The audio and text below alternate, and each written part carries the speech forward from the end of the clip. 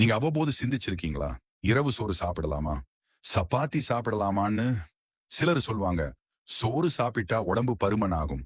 இன்னொருத்தர் சொல்வாங்க, சப்பாத்தி தான் பெர்ஃபெக்ட் டயட் ஃபுட்.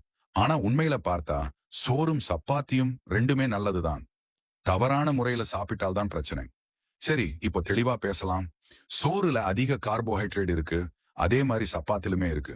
ஆனால் வித்தியாசம் என்ன தெரியுமா? சோறு உடம்புல வேகமா சர்க்கரையா மாறிடும். அதனால ஜாஸ்தி சோறு சாப்பிட்டீங்கன்னா கொஞ்ச நேரத்திலே மீண்டும் பசி எடுக்கும். அதே சமயம் சப்பாத்தி மெதுவா டைஜஸ்ட் ஆகும். அதனால நீங்க வயிறு நிறைஞ்ச மாதிரி ஃபீல் ஆகும். ரொம்ப நேரம் பசி வராது. அப்படி நான் சப்பாத்தி தான் பெஸ்ட்னு சொல்லலாமா? இல்ல, உங்களோட வேலை தான் முடிவு சொல்லணும். உங்களுக்கு பிசிக்கல் ஒர்க் அதிகமா இருக்கு, மேனுவல் லேபர், ஸ்போர்ட்ஸ், டெலிவரி போன்ற வேலைனா உங்களுக்கு பவர் தேவை. அப்ப சோறு தான் சரியான உணவு. உங்களுக்கு டம்பு வேண்டிய ஸ்ட்ரென்த் கொடுக்கணும். ஆனா நீங்க ஆபீஸ்ல உட்கார்ந்து வேலை பண்றவங்கனா, வெயிட் கண்ட்ரோல் பண்ணணும்னு நினைக்கிறீங்களானா, அப்ப சப்பாத்தி பெட்டர் ஆப்ஷன். ஆனா ஒரு பெரிய பிழை நிறைய பேர் பண்றாங்க.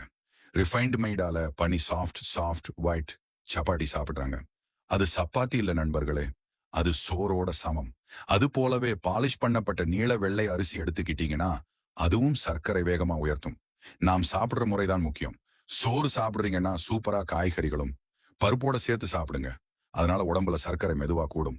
அதே மாதிரி சப்பாத்தி பிசைக்கும் போது வெறும் மாவு மட்டும் போடாம கீரை, சுரைக்காய், கேரட் போட்டு கலக்குங்க.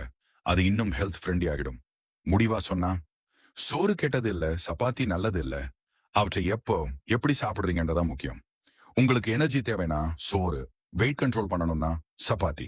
நெக்ஸ்ட் டைம் யாராவது கேக்குறாங்க சோறா சப்பாத்தியான்னு, இந்த வீடியோவை ஃபார்வர்ட் பண்ணிடுங்க.